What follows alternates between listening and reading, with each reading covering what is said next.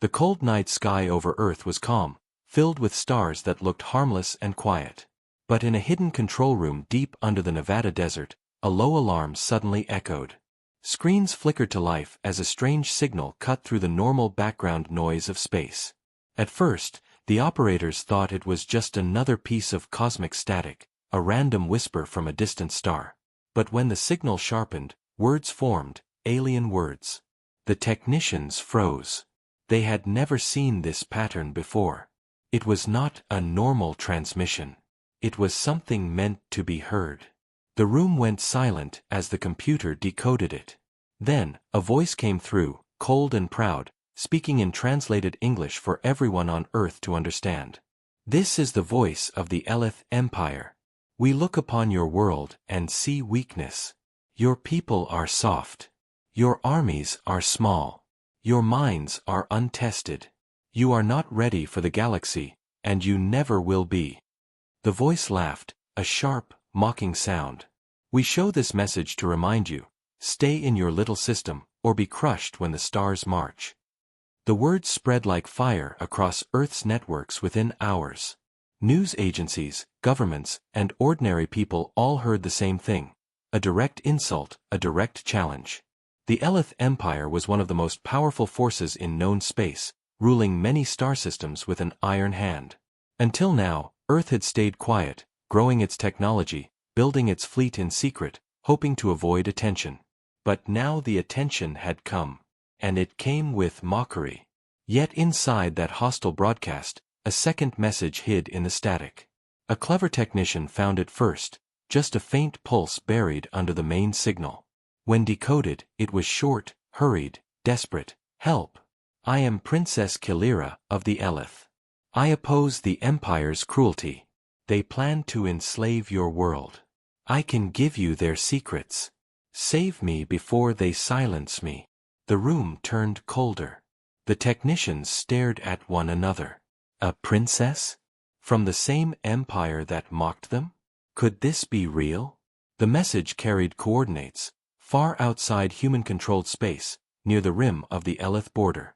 It could be a trap. It could also be the only warning Earth would ever get. In the dark halls of Earth Command, the highest leaders gathered. Generals, admirals, and intelligence chiefs argued for hours. Some said to ignore it. Why risk a war with a superpower? Others said to act, because war was already coming, and this might be the only chance to prepare. Finally, the decision was made. Send a small, stealth fleet. No declarations. No open movements. Just shadows in the dark. If the princess was real, they would find her. If not, they would still learn what the Empire was planning. 2 nights later, under the cover of silence, a black warship slid from the hidden docks of Luna Base. It was called Vanguard. Behind it followed 2 smaller escorts, fast, silent, bristling with weapons that no alien empire yet knew existed. Inside, the crew prepared in grim silence. They were not diplomats. They were soldiers trained for deep strikes, for missions where they might not return. Among them were veterans who had seen the edge of the galaxy, and young recruits who had never left Earth's orbit. All of them felt the same cold pressure. The eyes of a hostile empire were now turning toward their world. As the fleet left the moon behind, the captain stood at the bridge window, watching the distant sun shrink into a cold point. "Mock us, will they?" he muttered. "Let's see how weak we are when the stars start watching." Meanwhile, light years away, on a forgotten moon near the Empire's outer rim, Princess Kilira sat in a narrow cell. Her own people called her a traitor because she had spoken against the Empire's cruel conquests. She had sent the signal knowing it might never be heard, knowing it might cost her life. She thought of the humans she had seen in old reports, small, scattered, still growing. The Empire laughed at them, called them fragile. But something in her heart said otherwise. She had seen the fire in their history, the way they rose after every fall. Now she could only wait, chained and watched by cold machines, wondering if anyone would come. Back on Earth, ordinary people felt the first tremor of fear and anger. In the streets of New York, in the deserts of Arizona, in the bases hidden under the ice of Antarctica, soldiers whispered to each other. The stars were no longer silent. Someone out there was mocking them, daring them. Old memories of being underestimated, pushed, and tested came alive. Humans had been called many things through history: fragile, slow, divided. But weakness? That word never lasted long. The mission countdown began. Engines roared in the void. The Vanguard and her escorts vanished into the black, following the faint coordinates left behind by a princess they had never met. No one knew what waited at the edge of the Empire. It could be a trap with fleets ready to crush them. It could be an honest plea for help. But the message played again and again in their minds: save me before they silence me. And so humanity, mocked and underestimated, reached for the stars, not with words, but with warships cutting through the dark. The black warship Vanguard slipped through the silent dark like a ghost. Its hull absorbed starlight, its engines whispered instead of roared, and its crew spoke only in low voices. Days had turned into weeks as they traveled across sectors that no human ship had entered before. The stars here were cold and distant, and each one felt like an eye watching them. They were deep inside the outer rim of the Elith Empire now, a region where patrols rarely came, but sensors always listened. One wrong signal, one small mistake, and the Empire would know. The crew had grown quiet, focused. Every soldier checked their weapons twice.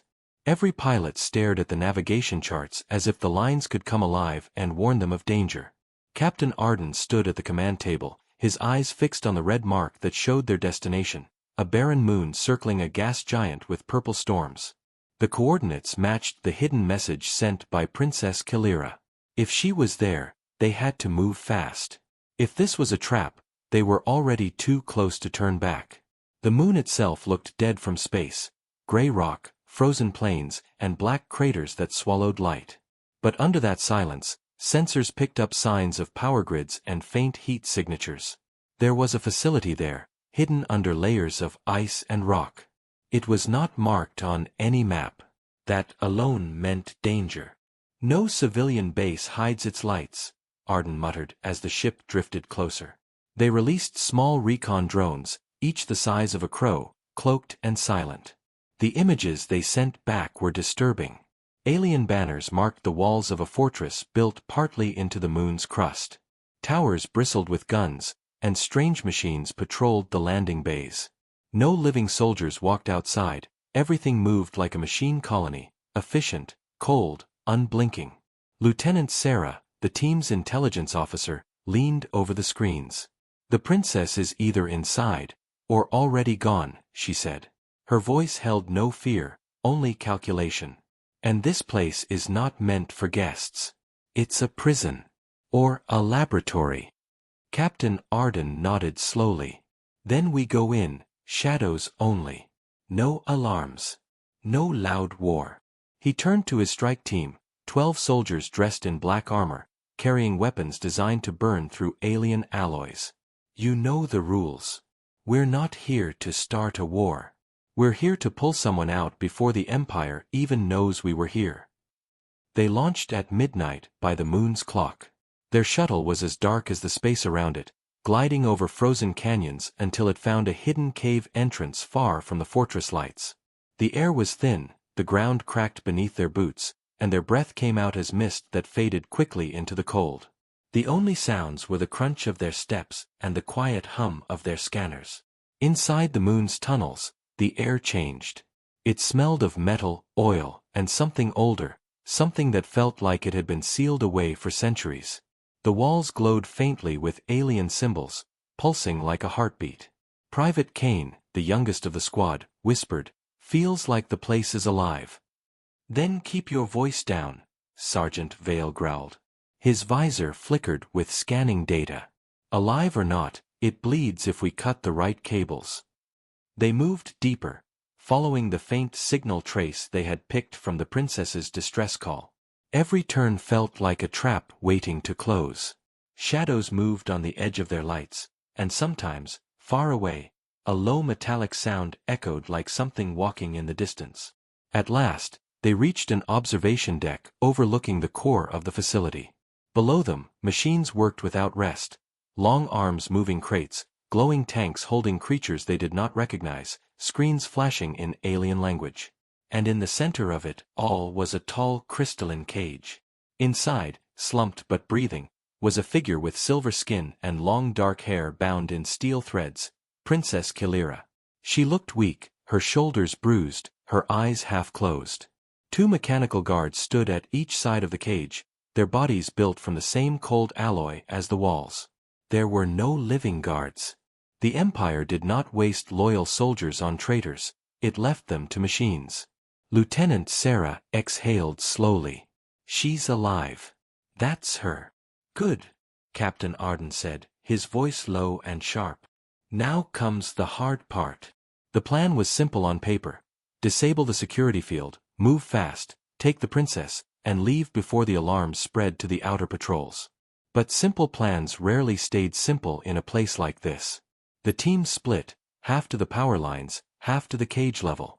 Private Kane and Sergeant Vale moved first, climbing down metal ribs like spiders. The rest followed in silence, their hearts steady but their fingers tight on the triggers.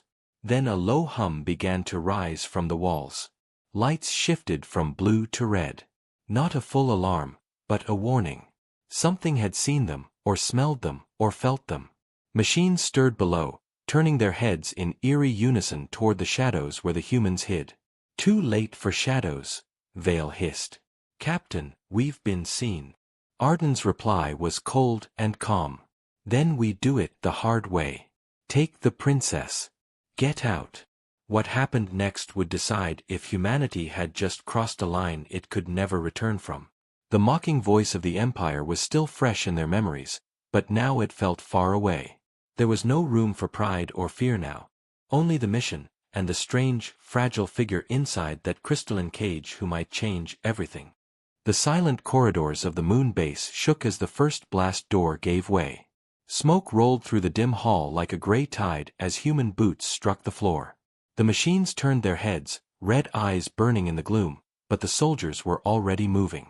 Short bursts of gunfire cracked the air, bright lines of light cutting through the metallic guards. Sparks exploded against the walls, and the cold hum of alien alarms rose to a painful pitch. The stealth mission was over. Now it was survival. Captain Arden pushed forward through the chaos, his rifle tight against his shoulder, eyes fixed on the crystalline cage at the center of the chamber. Princess Kalira stood inside, her face pale but her eyes wide with something between shock and disbelief. She had expected hunters from her own people, maybe a cold execution squad. She had not expected humans to fight their way in. Stay down, Arden shouted as two drones dived toward the cage, their limbs unfolding like knives. The first went down in a burst of plasma fire from Sergeant Vale. The second reached for the cage's control panel, but Lieutenant Sarah was faster, jamming a hacking spike into the wall. The lights flickered, the hum shifted, and the energy field around the cage began to collapse in shimmering layers. Kalira stepped forward as the barrier faded, her silver skin glowing faintly in the harsh emergency lights. She was taller than most humans, with markings along her cheeks that looked like faint starlight. Her wrists were bound with tight metal rings, and her voice came out hoarse but steady. You came, she said, staring at Arden. The message, it reached you? Arden did not answer. Words were for later. He pulled a cutter from his belt, snapped the bindings, and nodded to Vale. We're leaving. Now.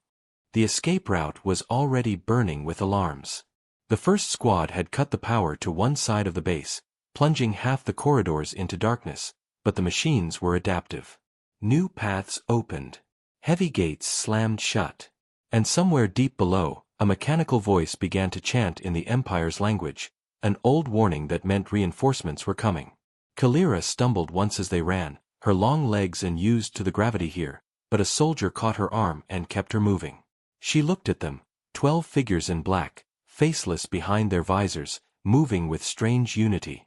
Not perfect like machines, not cold like her Empire's soldiers, but fast, reactive, unpredictable. They fired only when they had to. They moved like water around obstacles, changing direction with each breath. Why risk yourselves? She whispered as they passed a collapsing bridge of steel and ice. Your leaders. They must know this is death. Vale grunted without looking at her. Maybe. Or maybe we don't like being mocked. The words hung in the air as the team reached the outer tunnel. The shuttle was already waiting, its engines humming low, cloaked against the cold stars. But the machines were faster now.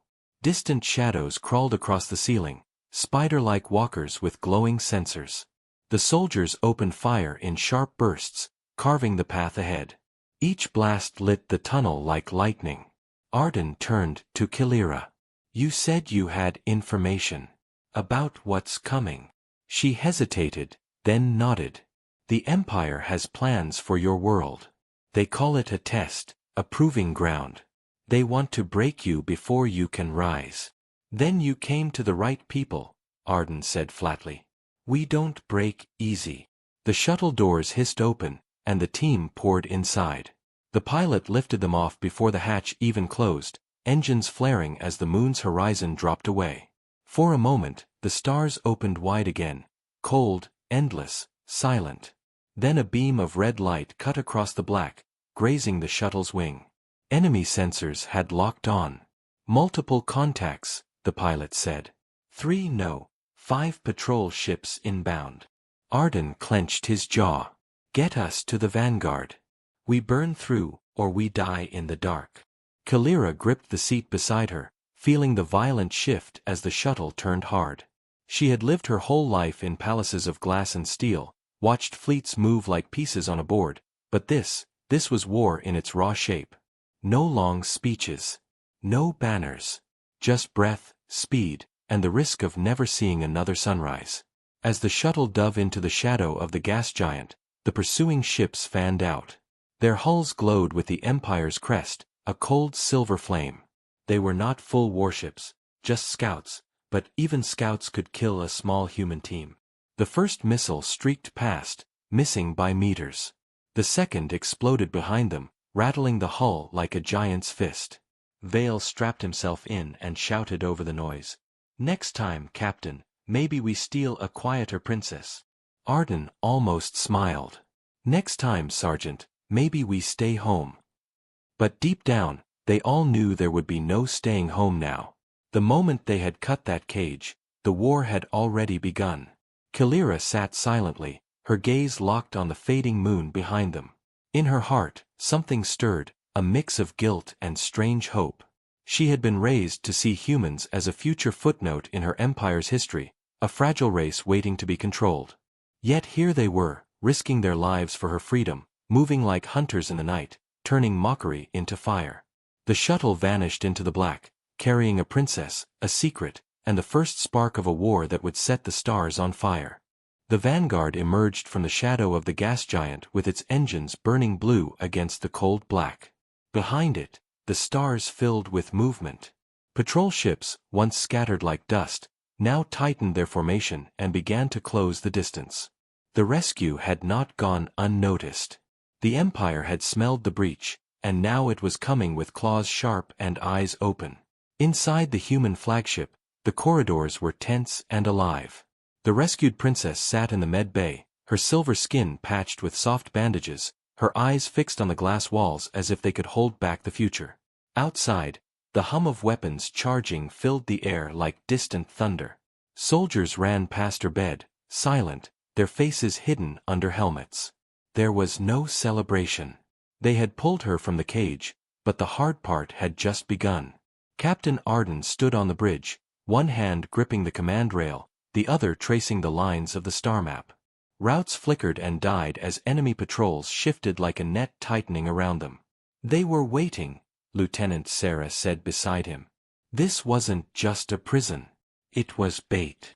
Arden's jaw tightened, but his voice stayed calm. Then they'll get more than they asked for.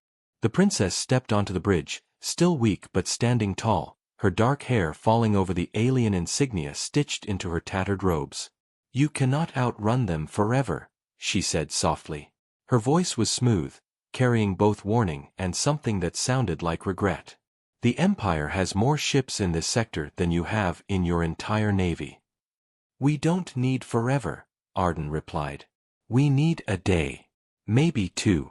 She tilted her head. To run. To learn, he said. You said they planned to enslave my world. Tell me how. Her lips pressed together as the stars outside turned from scattered points into thin, bright streaks. The Vanguard jumped to a higher velocity, engines straining against the pull of the giant planet's gravity. For a moment, the space behind them was empty. Then, like wolves, the first enemy frigates appeared again, sleek silver shapes with long spines glowing red. The High Command calls it the Harvest Protocol, Kalira said finally. First, they send messages to mock you, to break your unity, to make you doubt your strength. Then they send trade, rich gifts, easy promises. After that, demands. When a world refuses, the fleets come. They do not always burn cities. They sometimes buy leaders. They sometimes cut the young from the old. They always leave the world weaker, divided, easy to rule. Vale, standing near the bridge entrance, let out a low growl. Sounds like they've done it before. They have, she whispered. To worlds far greater than yours. A red warning flared across the main screen. The patrol ships were closing again, this time in a hunting pattern. One ahead, two behind, two sweeping wide to cut the escape. Shields up, Arden ordered. Sarah, light them a trail. If they want to chase us, we'll give them something to follow. The Vanguard's hull shimmered as its stealth field broke apart, revealing the sharp lines of human warship design, angled, dark, with hidden guns sliding out of their bays. The first pulse cannons fired, scattering mines that hung like cold stars behind them. One of the chasing frigates hit the field, its shields flaring bright before collapsing under the chain reaction. The shockwave tore its side open, sending fragments spinning into the void. Kalira flinched at the sight. You kill without hesitation. Arden's eyes stayed on the tactical display. We kill when we're hunted. The chase stretched for hours. The humans could not jump too far. The stealth drive was designed for slipping past borders, not outrunning fleets across open space. Every hour, new blips appeared on the edge of their sensors. More patrols, more claws reaching for them. The princess watched silently, her fingers tightening on the rail as the dark shape of the Empire closed in. In the mess hall below, soldiers ate in silence, helmets resting on the tables, eyes distant. Private Kane stared at a small photo of Earth. Green fields, blue skies, people laughing at a summer fair. He had left it only months ago, thinking the stars would be quiet. Now he wondered if he would ever see it again. Scared, kid? Sergeant Vale asked, dropping into the seat across from him. Kane shook his head slowly. Not for me. For them. If they're willing to chase us this far for one princess, what happens when they really come? Vale looked at the picture, then at the boy, and gave a slow, grim nod. Then we stop running. Back on the bridge, Kalira finally turned to Arden. There is a place, an old refueling station, abandoned after the border wars. It has tunnels the Empire forgot. If you hide there, you can slip past the next patrol net. Arden studied her face, searching for deception. Why tell us? Because I am not my father, she said simply. And because I have seen how your soldiers fight. They are not weak. They are stubborn, dangerous. He allowed himself the faintest shadow of a smile. That's closer to the truth. The Vanguard changed course. The stars bent again, and the gas giant fell behind them like a dying eye. But the enemy did not fall away. They were still there, growing in number, calling in fleets from deeper sectors. The princess had bought them a path, but the net was still closing. As the crew worked in the dim light, the first real thought of war began to settle in their minds. Not just a mission, not just a rescue, but the start of something far larger. The Empire had mocked them, called them soft, weak, unready. Now it was chasing them across the dark, and every mile they ran was a mile closer to a fight they could no longer avoid. The abandoned station floated in the shadow of a dying star, its surface cracked and silent, its lights long dead. It had been built centuries ago during the border wars, a refueling hub for ships that no one remembered now. The Vanguard approached slowly, its dark hull reflecting faint red light from the star's fading glow. No beacons, no traffic, only dust and drifting fragments of broken metal. To most, it was just another ruin left behind by a forgotten war. To Captain Arden and his crew, it was a chance. Maybe the only one left. Inside the warship, the tension was thick. The engines had been pushed to their limit, the shields were scored with burns from the chase, and every corridor echoed with hurried boots. Princess Kalira stood on the bridge beside Arden, her silver skin catching the dull red of the dying sun. She had guided them here, risking her name and what little loyalty might still remain in her bloodline. "This place is off their charts," she said quietly. "The Empire does not remember its ghosts." Arden nodded once. "Good. Ghosts don't tell tales." The ship slid into a hollow docking bay that smelled of old fuel and rust. Dust fell in slow clouds as the landing struts touched down. Lights flickered weakly as the power grid woke for the first time in centuries. The crew moved fast, laying down temporary shields, activating false signal beacons to confuse the enemy, checking every corridor for hidden traps. The station felt empty, but emptiness in this part of space was never safe. For the first time since the rescue, the soldiers removed their helmets. Faces drawn and pale stared at ration packs, at flickering screens, at the faint signal pulses from the Empire's patrols sweeping the nearby sectors. They were still out there, searching. The net had not broken. It had only stretched. Kalira watched them work. These were not the warriors she had been taught to fear. They did not sing of glory or carve their victories into stone. They worked quietly, spoke little, and moved with purpose born of survival.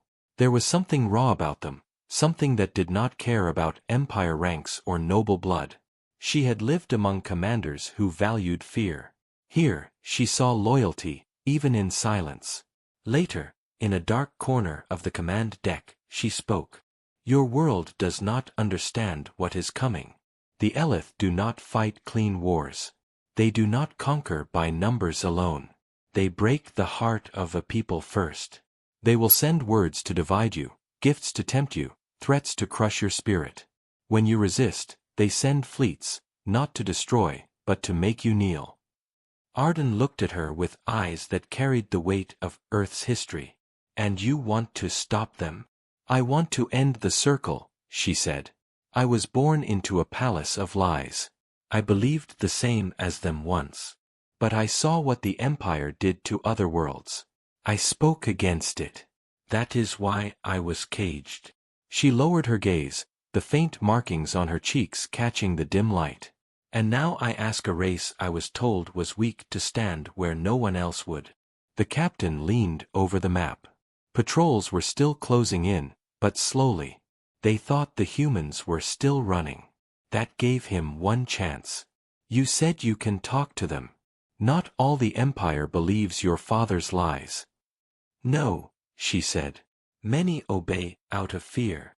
Some out of habit. But there are captains, governors, even admirals who hate what the throne has become." "Then we give them something to hear," Arden said. Hours later, hidden transmitters on the dead station woke from their sleep. A broadcast left the ruined star system, low, coded, sharp enough to cut through the Empire's tightest filters. Kalira's voice filled the dark between the stars. It was not a cry for help. It was a strike. She spoke of corruption in the High Command, of the plan to enslave Earth, of the fleets built on lies and the leaders who would sell their own people for power. And she named names. On distant worlds, the message hit like a blade to the spine.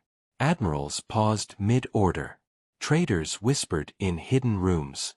Soldiers who had once mocked humans now read the words of their own princess and felt the first seed of doubt.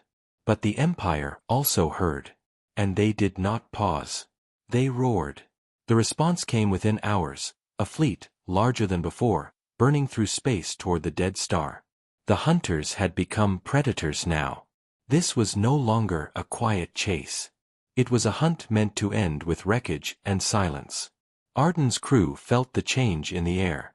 They strapped their weapons tight, checked the explosive charges around the station, and set traps in the empty corridors. "If they want a ghost," Sergeant Vale said as he loaded his rifle, "we'll give them one that bites." Kalira stood by the window of the old station, watching the red star flicker like a dying heartbeat. She knew her message had torn a hole in her father's empire. But she also knew the cost. They would not stop now. Not until the humans were ash and she was chained again or dead. In the command room, Arden gave the final order. We're not running this time. We make them bleed. Then, we vanish. The dying star flared once, as if it too held its breath. Beyond its weak glow, the first shapes of the enemy fleet appeared. Dark, cold, endless. And so the turning point came, not with banners or speeches, but with shadows and traps, and a princess standing beside the very soldiers her people once mocked. The dying star burned faintly behind the station as the first wave of the Empire's fleet appeared, their silver hulls shining like blades in the dim red light. Dozens of warships glided out of the dark, their formations perfect, their engines humming with cold power. The vanguard floated silent in the shadow of the old ruins, its systems dimmed to the edge of sleep. Every man and woman aboard held their breath. This was no longer a hunt. This was the noose tightening. Captain Arden stood at the center of the bridge, helmet in one hand, eyes on the tactical display. We do not match their guns, he said quietly to his crew. We match their mind. We fight to delay, not to destroy. He looked at Kalira. You ready? The alien princess stood taller now, though her body still carried the marks of captivity. Her silver skin caught the faint glow from the star as if it remembered another time, another life. I was born in their halls, she said. I know how they think. Pride will drive them in. Greed will make them blind. The traps were set. The old station was a maze of hidden charges, power conduits rigged to collapse, and decoy transmitters designed to pull the enemy closer. As the first wave advanced, the vanguard powered its stealth drives and drifted deeper into the field of broken satellites. They would not win this by standing still. The Empire hailed them first. A sharp voice cut through the calm, speaking in a tone dripping with mockery. Earth vessel, surrender the traitor. Kneel, and you may return to your pit with your lives. Resist, and you will be erased. Arden gave no reply. Instead, he sent a single pulse back, a false signature that made the old station flare with life, as if the humans were hiding there with engines ready. The Empire bit the bait. Warships turned toward the ruin, weapons glowing, forming a circle around the false heat. The charges went off in a chain. Light ripped through the hollow corridors, tearing the empty shell into a storm of fire and steel. 3 frigates caught the blast, their hulls shredded by spinning debris. The rest scattered in sudden chaos, formation breaking like glass. Now, Arden ordered. The vanguard shot out from the debris cloud, engines screaming blue, its escorts trailing behind like dark arrows. Turrets unfolded along its spine, spitting pulses of plasma into the exposed flank of the nearest cruiser. The humans did not stay to duel. They cut, struck, vanished behind the wreckage. Kalira stood behind the captain, her fingers tight on the rail as alarms painted the bridge red. You cannot win a full battle, she said. We don't need to, Arden replied. We just need them to remember what weak looks like. The second wave came harder, heavy ships with sharper teeth. They unleashed a curtain of fire that turned the space around the station into a boiling field of light. The vanguard danced between the streams, losing one escort to a lucky hit that sent it spinning into the void. The crew did not have time to mourn. The trap had bought them minutes, nothing more. Below deck, Sergeant Vale led a squad to the forward guns, his voice a growl over the comm. Let them come close. Make them pay for every inch. Private Kane, face pale but steady, locked his hands on the trigger. For Earth. Vale nodded once. For Earth. Kalira watched them fight, and something inside her shifted.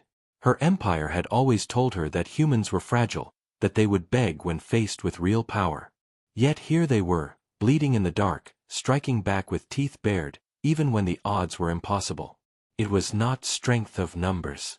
It was something older, something that refused to kneel. A message flashed on the comm, one of her codes, sent from a distant cruiser in the Empire fleet. A single word, stand by. She read it twice, her heart pounding. There were others out there, captains who had heard her broadcast and were waiting for a moment to choose. She leaned toward Arden.